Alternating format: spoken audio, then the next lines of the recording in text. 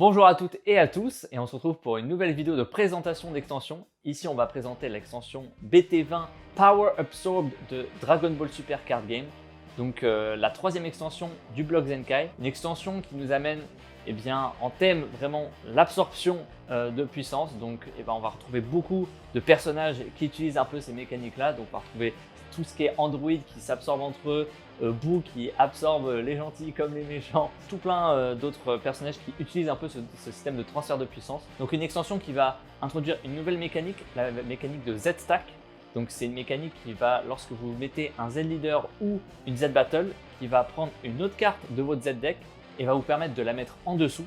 Et ensuite, vous avez des effets qui permettent, pour l'instant très souvent, de jouer une carte en dessous par-dessus. Et donc en fait, vous interchangez les cartes, ou alors ça vous permet de jouer la Z-Battle pour un coût réduit si vous jouez la première Z-Battle qui a souvent un coût inférieur. Un archétype qu'on a déjà vu par le passé mais qui est un peu revisité, ça va être la mécanique d'invocateur. Donc là en fait on a C17 et une fois éveillé, on a toute la team Univers 7 au complet. Et donc c'est un mot-clé qui va vous permettre de réduire le coût de vos extras rouge-bleu, et ça va vous permettre de les payer pour une seule énergie si votre énergie est une énergie bicolore. Donc ça va beaucoup jouer avec cette énergie bicolore, pas mal d'extras. Et par le passé, c'était un deck vraiment très passif, très contrôle, qui attendait vraiment la fin de partie. Et là, ça va être un peu différent. Vous allez jouer votre invocateur un peu plus tôt dans la partie. Vous allez mettre quelques attaques et vous allez mettre une bonne pression. Et donc voilà, un gameplay assez cool à jouer. Franchement, ça change du précédent invocateur. Celui-ci va mettre un peu plus de patates. Et donc typiquement, celui-ci va jouer avec une Z-Battle à 2, avec un Gohan, qui, lorsqu'il est joué, va vous permettre de prendre une Z-Battle Univers 7 de votre Z-Deck du coup et de le mettre en dessous. Donc cette Z-Battle là, ça va très souvent être le C17. Et donc ensuite, le Gohan, au début du tour adverse, vous pouvez payer un rouge et jouer ce C17 Z-Battle qui était en dessous de votre Gohan Z-Battle. Et donc du coup, en fait, vous avez joué votre Z-Battle C17 qui normalement coûte 3 énergies, vous l'avez joué au tour entre guillemets 2 parce que vous allez jouer pendant le tour adverse, sachant que c'est un bloqueur barrière qui peut se relever, qui peut jouer des Univers 7, tout ce qu'on aime, et en plus le leader va vous permettre de piocher lorsque vous vous bloquez avec, donc vraiment que du bon, très bon deck. Ensuite on a en bleu, très bon archétype, on a C21 donc qui revient, qui était présente en BT8 et en starter. Donc voilà, C21, c'est pas vraiment une mécanique, mais elle va pouvoir utiliser pour jouer ces cartes C21 les cartes adverses, et donc vous allez pouvoir incliner les cartes adverses pour payer vos coûts en énergie de vos C21. Et donc ça c'est assez rigolo. Donc vous avez des effets qui jouent des cartes sur le terrain adverse et vous avez des effets qui relèvent les cartes adverses, et donc comme vous les relevez, vous pouvez les réabaisser pour jouer vos C21. Donc voilà, C21 qui va pouvoir ramp, qui a du clean de board, qui a des gros tons du coup, qui ont un drop 8 qui rase le board et qui relève 5 énergies à la fin de votre tour. Très souvent vous allez payer 5 chez vous, plus 3 que vous allez abaisser en face, donc ça va faire 8, vous allez la jouer, et en fin de tour, hop, vous allez relever vos 5 énergies, vous allez pouvoir vous défendre avec ces 5 énergies, et voilà, c'est que du bon. C18, qui est l'autre leader bleu, va également, elle, toujours continuer dans cette mécanique de cette stack, va avoir un leader qui va mettre des Z-Battle, qui va mettre en dessous du leader des Z-Battle et des cartes, et donc du coup après vous allez pouvoir les rejouer. Et donc C18, un peu comparé à C21, va être plus agressif, et en plus il y a des cartes super belles, on voit quelques espères avec C18 écrit là en famille. Enfin, moi je trouve les cartes C18 vraiment cool, puis voilà, le personnage est sympa, donc c'est toujours appréciable. Ensuite vient le vert, notre ami vert, pour le vert on a Super C17, voilà, toujours des androïdes qui s'absorbent entre eux, avec Dr Mew et Dr Geo qui sont alliés pour créer Hellfighter C17. Et ce Hellfighter C17 va fusionner avec le C17 originel et donc former Super C17. Et donc Super C17, il va pousser la mécanique de Z-Leader et de Z-Stack assez loin, c'est-à-dire que vous avez plein d'effets qui vous permettent de jouer un Z-Leader qui est en dessous de votre leader. Et donc en fait, lorsque vous jouez un Z-Leader, vous allez avoir un Z-Stack et donc vous allez avoir un autre Z-Leader en dessous. Et chaque Z-Leader en fait va permettre de switcher entre les Z-Leaders. Vous avez plein d'effets différents et donc c'est super appréciable, et donc ça fait un peu tourner en bourrique votre adversaire, peut-être vous aussi, mais c'est vraiment super sympa. Et puis voilà, Super C17, il y a toujours le délire d'absorption pour sortir le gros Super C17. Ensuite, on a Goku GT en autre archétype vert. Et donc Goku GT, vous allez en fait, au début de votre tour, vous allez tout le temps warper des GT de votre main et piocher une carte, donc vous cyclez votre main. Et ensuite, vous avez des cartes qui se jouent depuis votre dimension parallèle. Et donc, ça vous permet de jouer des cartes entre guillemets gratuitement. Néanmoins, vous ne pouvez pas jouer de cartes jetons. Vous ne pouvez pas faire de contre-bien, c'est le défaut de cet archétype-là. Et voilà, vous pouvez détruire des battles adverses avec le Vegeta, vous pouvez mettre des doubles frappes avec les Goku, vous pouvez mettre une bonne pression comme ça. Et il y a quelques cartes génériques, je pense au contre-attaque extra vert. Pour 1, vous annulez l'attaque et vous détruisez une battle 4 ou moins. Et si vous avez un Z-Leader Goku GT vert, donc pour cet archétype-là, vous pouvez l'activer gratuitement. Donc ça, c'est le petit plus si vous jouez ce leader-là. Mais voilà, c'est une bonne staple assez cool. Ensuite vient le jaune. Vu qu'on a tout ce qui est absorption, eh bien on a Boo. Donc Boo avec toutes ses formes. Et donc toutes ces formes vont se décliner en Z-Battle qui vont se Z-stacker. Et vous avez également des cartes Boo dans votre main. Et donc tout le délire de l'archétype va être de défausser des bouts de votre main pour gagner en puissance. Alors puissance de combo vont augmenter la puissance de vos cartes. Et certains bouts activent des effets lorsqu'ils sont défaussés. Et en payant des énergies, vous allez pouvoir monter la chaîne Boo jusqu'à arriver au bout drop 8, donc le Boo petit qui a donné bien du fil à retordre à la Z-Team, et donc qui a un effet dévastateur dans l'archétype qui va vous permettre d'abaisser 2 cartes en face, vous pouvez abaisser 2 énergies, la 30 000 double frappe, donc c'est vraiment une bonne patate. Mais dans un deck jaune classique, sans jouer l'archétype, eh bien vous avez, pour 1, il peut se jouer si vous avez 4 énergies et un leader jaune. Donc pour 1, vous pouvez jouer une 30 000 double. C'est tout à fait correct. Voilà, donc c'est une staple. Si vous jouez un jaune un peu agressif, c'est cool. Et donc qui dit Boo dit la Z-Team qui veut empêcher la menace Boo de détruire la Terre et bien plus encore. Et donc pour le deuxième archétype jaune, eh bien on a Végéto en leader non éveillé, qui a 20 000 de puissance, et donc c'est logique, hein. La Z-Team s'allie et donc Goku Vegeta font la Potara pour faire Végéto qui est très très puissant, donc vous avez un leader à 20 000 non éveillés, donc c'est ce qui est très rigolo parce que voilà, il est plus fort que les leaders de base, sachant que Végéto est très fort. Mais lorsque vous éveillez, lorsque vous posez votre deuxième énergie, eh bien vous passez à un leader à 15 000 où c'est juste Goku et Vegeta. Et en termes de lore, c'est super cool parce que lorsque Végéto apparaît dans l'anime, bien c'est pas le combat final en fait. Le combat final, ce sera Goku et Vegeta qui se battent à deux contre Boo Petit.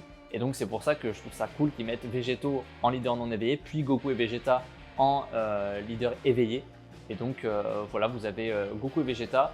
Et donc ces deux gaillards vont faire appel à l'aide de Hercule, peut-être le véritable héros de cet arc, qui demandera l'aide de tous les terriens pour un Genkidama final pour anéantir Boo.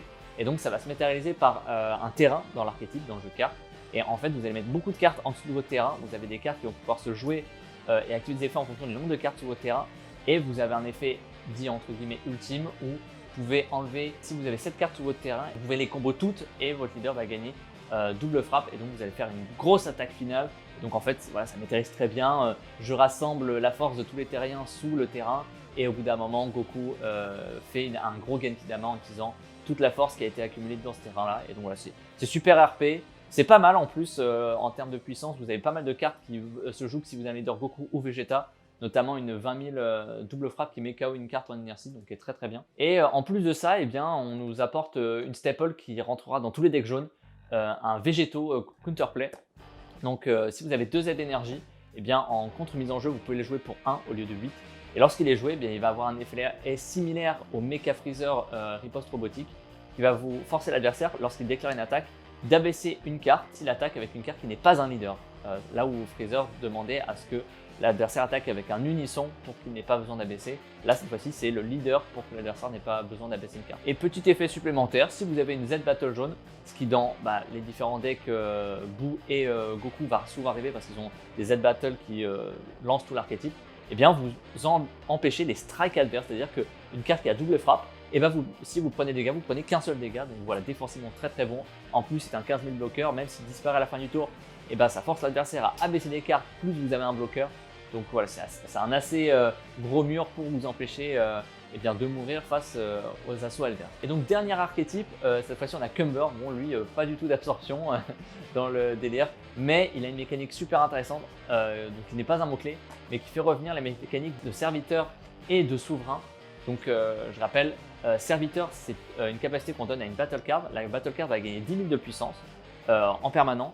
mais ne se relève pas lors de votre charge phase. Ça vous permet de mettre une grosse pression. Par contre, à le prochain tour, elle ne pourra pas réattaquer. Donc souvent, votre adversaire va ignorer. Et souverain va permettre de cibler une carte qui a serviteur, la remettre sous votre deck et piocher une carte. Donc souvent, vous attaquez avec votre serviteur, vous faites votre grosse frappe et ensuite vous la mettez sous le deck et vous piochez un. Donc avec Umber, vous commencez avec le terrain Prison Planète qui va autoriser vos fous à utiliser leur capacité souverain sur des serviteurs adverses également. Donc ça, c'est super rigolo et donc évidemment, votre leader et d'autres cartes dans votre archétype va donner serviteur aux cartes adverses. Vous allez même pouvoir jouer des cartes de votre main sur le terrain adverse pour leur donner serviteur aussi et pouvoir les remettre sous le deck et piocher des cartes. Donc voilà, vous allez gérer le board adverse, piocher des cartes. Vous avez un Z-Leader qui va donner serviteur à toutes les battles adverses, puis même les combos. Ça dynamise un peu le truc, c'est assez bizarre parce que vraiment vous avez vos cartes, il va les gérer, il va vous donner des cartes qu'il va gérer aussi. Et voilà, c'est super intéressant, sachant qu'il a un combo un peu rigolo où il va vous jouer un végétaux chez vous. Le végétaux va vous empêcher de contrer lorsqu'il attaque avec des drops 8, scène maléfique ou Cumber. Et donc après, il va vous jouer un énorme Cumber qui a 30 000 double frappe réplique ou 30 000 triple frappe. Et voilà, ça combo très bien, ça fait des trucs rigolos. Donc voilà, 30 000 doubles, vous pouvez pas contrer, ça fait mal. Hein. Après, il va falloir la défendre cette attaque-là. Donc voilà, le deck Cumber. Très bon dans les méta, un peu bizarre, donc il va falloir trouver les bons builds. Mais voilà, c'est cool de voir du noir un peu mid-range parce qu'on n'avait pas trop vu. Souvent, le noir c'était une couleur catégorisée agressive. Donc voilà, je crois que j'ai fait le tour de tous les archétypes.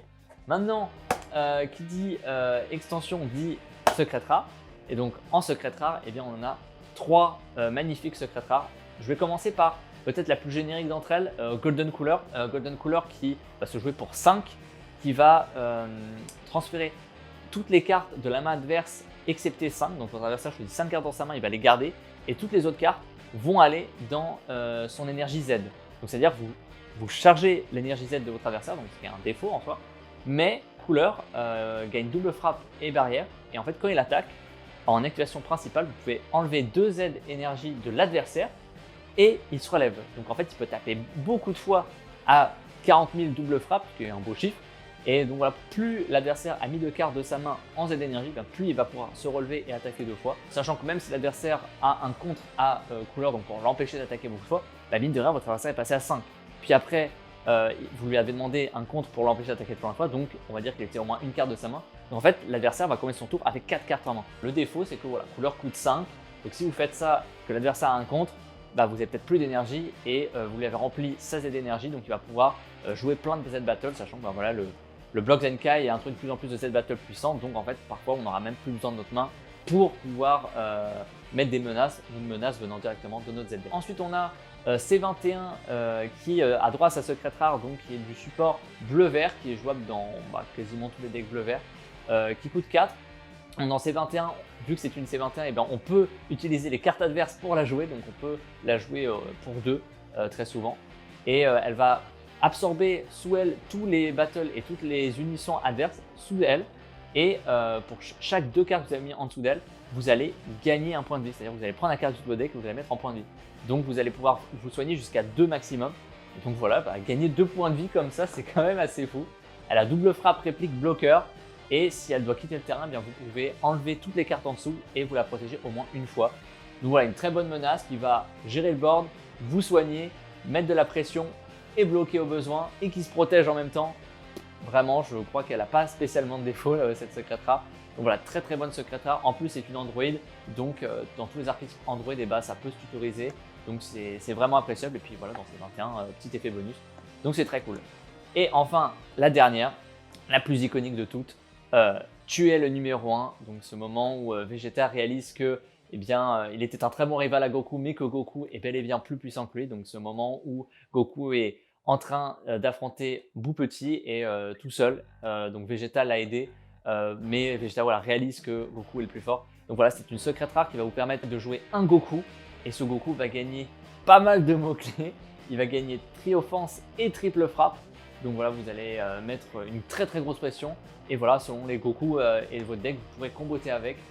Sachant que vous avez un Goku qui est sorti dans l'archétype qui vous permet, lorsqu'il attaque, d'abaisser ou de détruire des cartes. Donc voilà, si vous attaquez 3 fois, il va faire 3 fois son effet, donc c'est vraiment cool. Et voilà, ça permet peut-être de trouver des combos intéressants pour ressortir des vieux Goku ou le nouveau qui est évidemment très bon, qui abaisse des cartes ou détruit des cartes. Donc voilà, un peu à vous de trouver votre sauce pour trouver le Goku et l'archétype qui vous plaît pour cette secret rare. Petite mention spéciale à un vieux leader Goten qui en activation principale vous permet d'aller chercher une extra jaune de votre deck à votre main, sachant que cette secret rare est une extra jaune, et bien ce leader peut aller chercher votre secret rare directement. Donc ça fait plaisir d'avoir votre secret rare à toutes les games. Donc voilà, c'est cool, faudra peut-être expérimenter avec ce deck là.